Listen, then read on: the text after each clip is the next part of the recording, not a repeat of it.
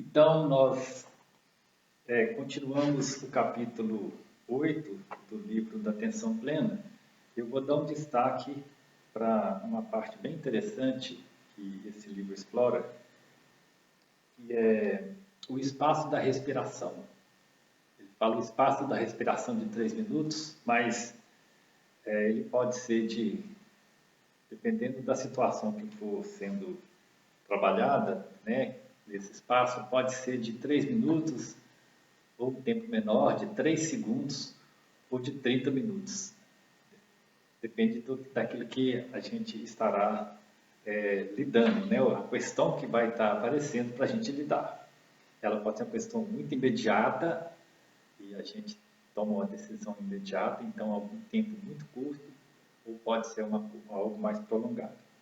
Mas para entender um pouco o contexto, eu vou relembrar uma historinha que já tínhamos visto no Lugar de Retiro, que nem mesmo está nesse livro, mas nós já tínhamos falado dela, que é aquela situação daquele homem que estava caminhando numa trilha no final de tarde, e o objetivo dele era chegar numa aldeia onde ele iria participar de uma reunião com as pessoas da aldeia para formar um grupo de trabalho, de estudos ali naquela comunidade.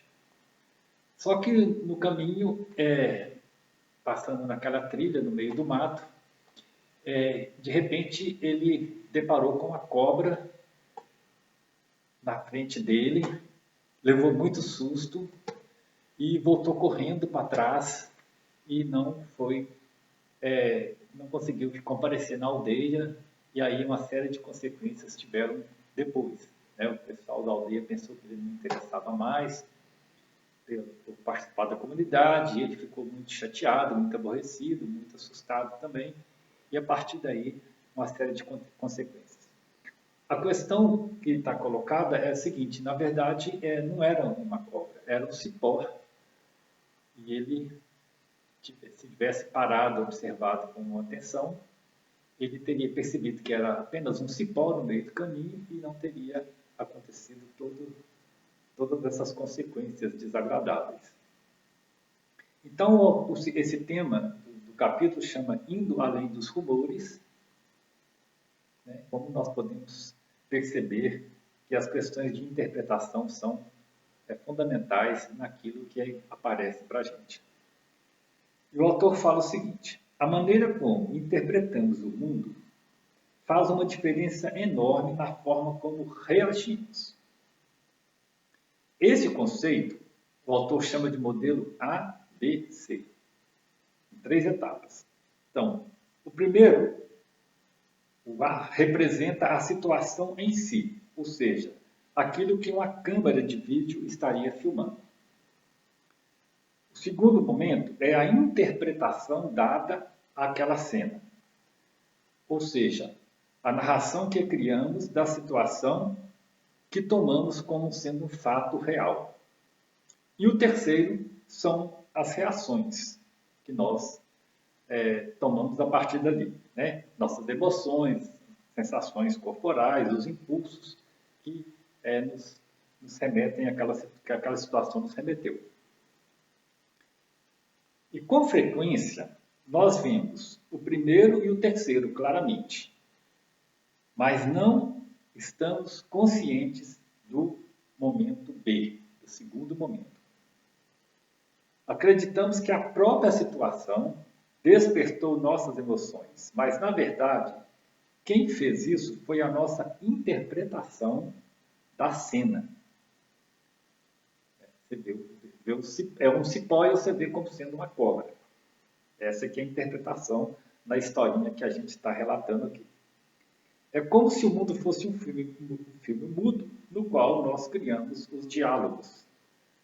Mas eles são criados tão rapidamente que consideramos parte do filme. Então, a narração mental do mundo é um boato. Ela pode ser verdadeira, mais ou menos verdadeira, ou completamente falsa. O problema é que a mente costuma achar difícil detectar a diferença entre o fato e a ficção.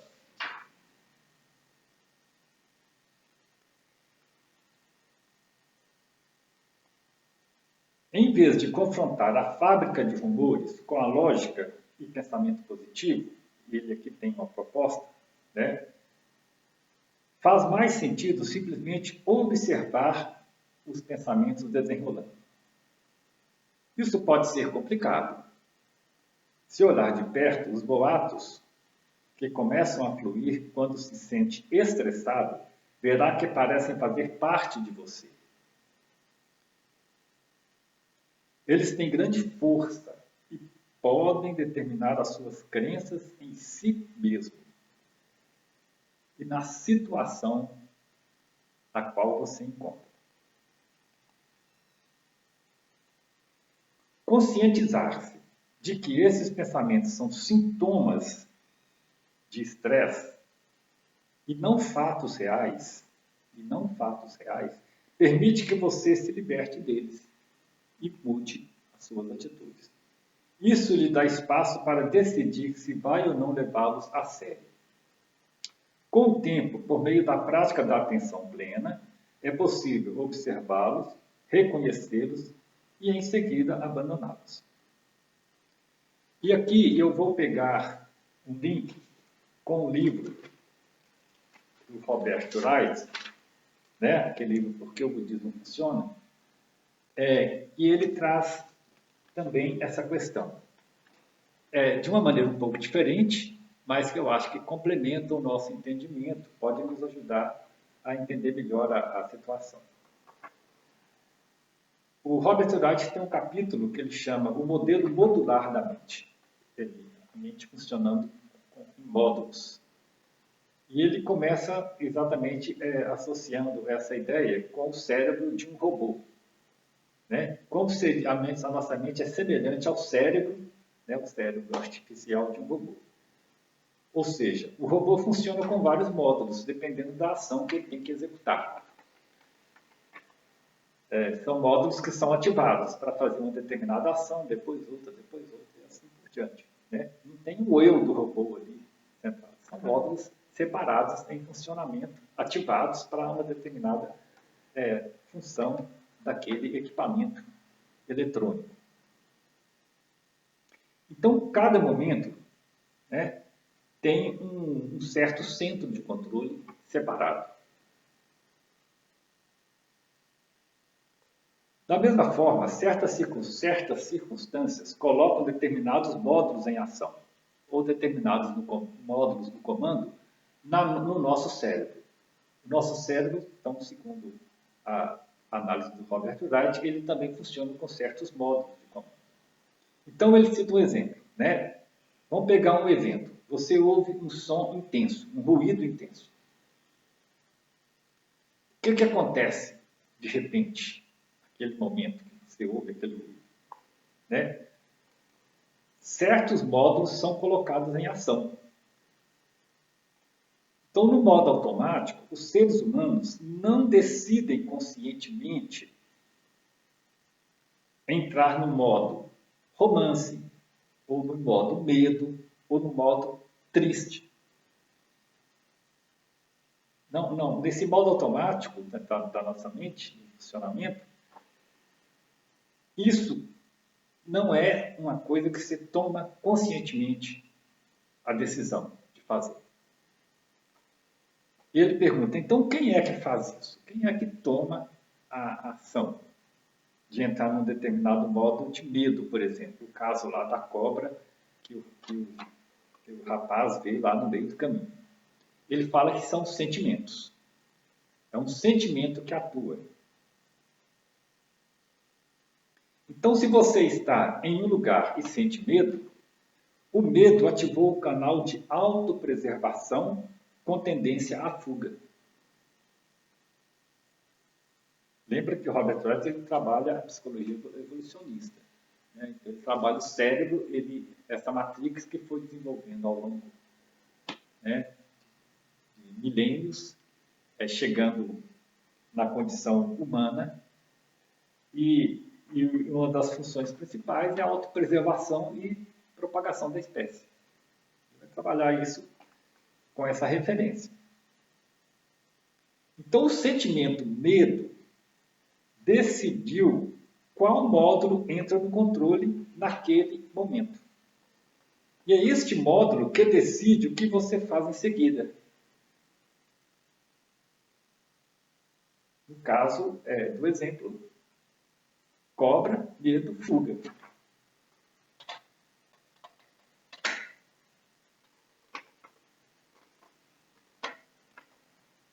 Mas, olha só onde então o Robert Wright vai nos conduzir. Mas se você consegue tomar consciência do sentimento que se apresenta mediante a atenção plena, você está abrindo mão de parte de algo que considera seu, que é o seu eu.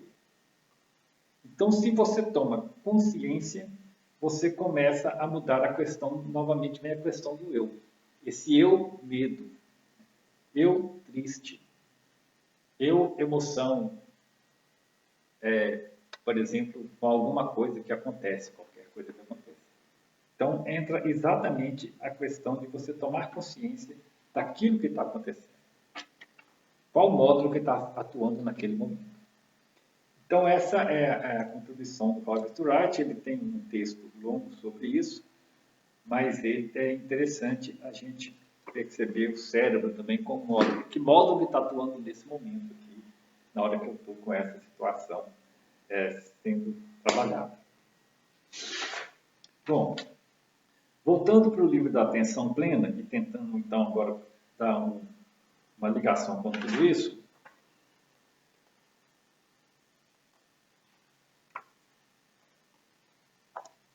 o que nós vamos encontrar?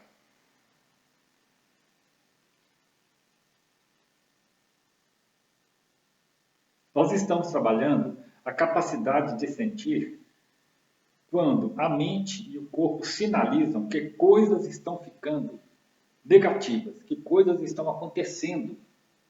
Né? Então, a ideia é que alguns módulos estão sendo ativados naquele momento. E as reações que estão criando um verdadeiro turbilhão na nossa mente. Então, sentir que seus pensamentos estão se voltando contra você é uma coisa. Agora, impedi-los de ganhar impulso é outra.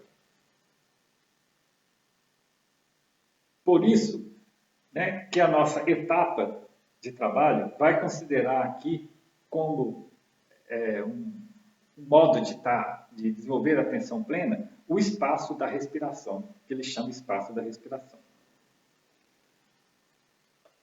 E o que então é esse espaço da respiração?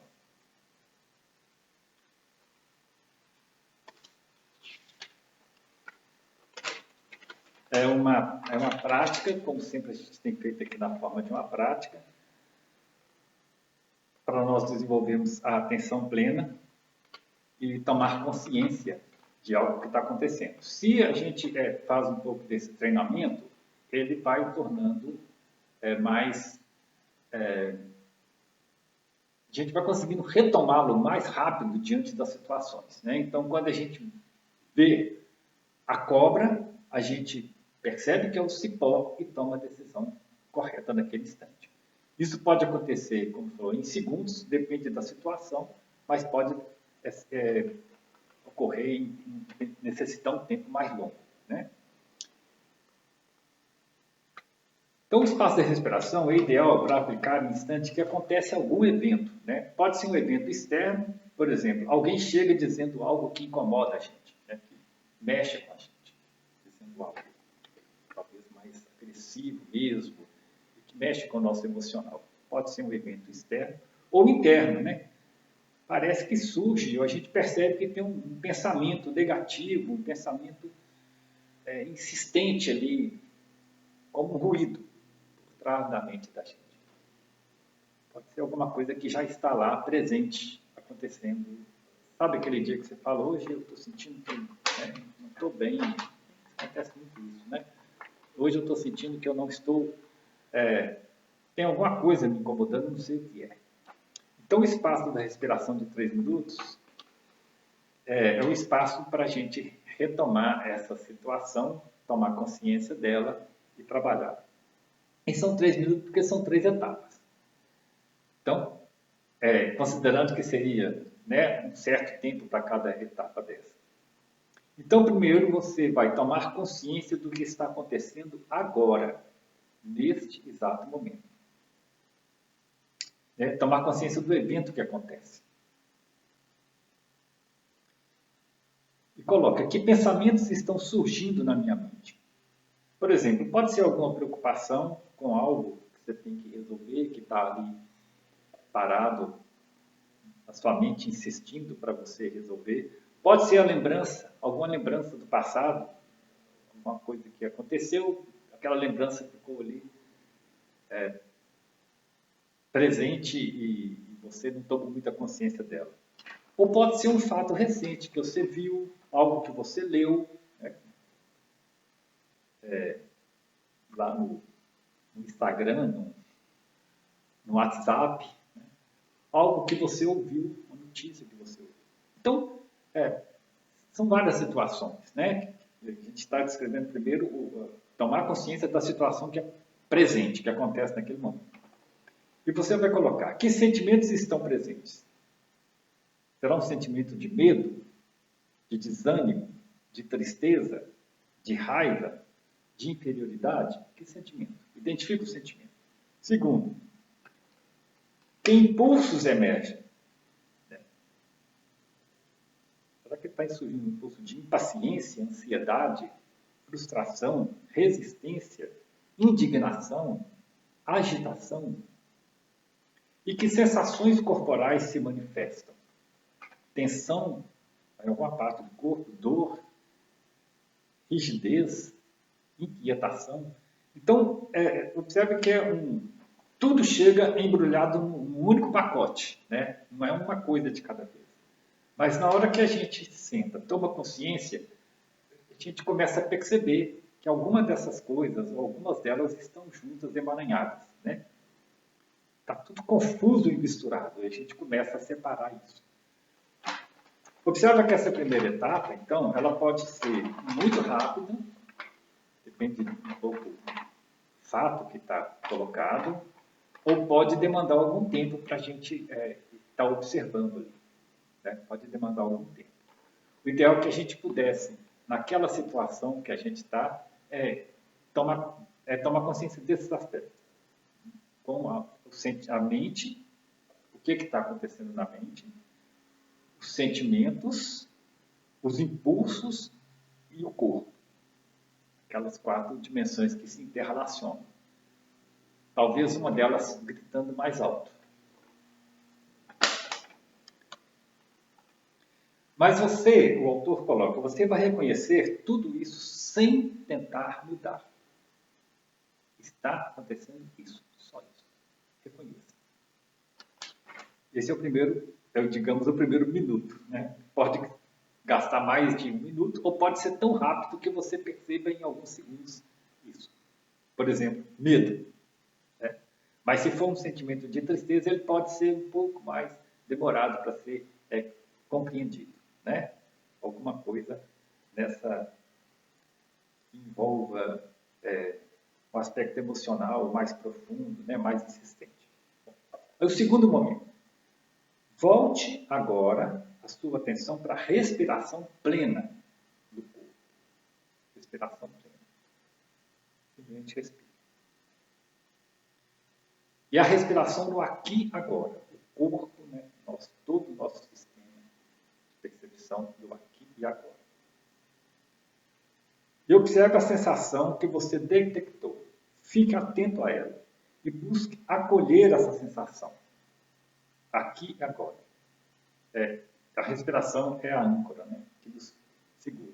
Então, o segundo momento é só a respiração plena.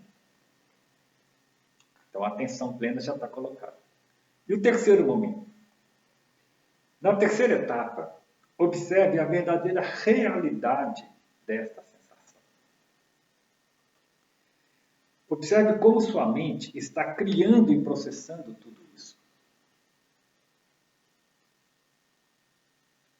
Em seguida, observe o corpo, novamente, os impulsos, os sentimentos. E coloque, né, uma questão. O que é real agora? Que realidade é essa? Observando tudo isso fluindo, isso o autor não coloca, e eu acho que é interessante a gente, se puder trabalhar, é fazer uma entrega. Entrega isso. Tem situações que você percebe, acolhe, observa ela no seu corpo, não entre na narrativa, simplesmente observe, respire e entregue. Faça uma entrega para o universo. Faça entrega para a mente universal. Né? E vê depois como que isso acontece. Então, esse é o espaço da respiração. E acho que ajuda muita gente a lidar com diversas situações, situações emergentes, situações que aparecem de uma hora para outra, ou situações que estão ali já presentes há algum tempo na nossa mente, né, no nosso sentimento. E a gente vai desidentificando dela. A desidentificação do eu passa também por essa questão. Bom, fica aí, é uma coisa bem ampla, eu creio que isso é um exercício, talvez para muitos e muito tempo, talvez para a vida toda. E depois a gente poderia, na medida do possível, ir partilhando isso no nosso grupo. E até mais. Vamos em frente, né? Vamos aprendendo.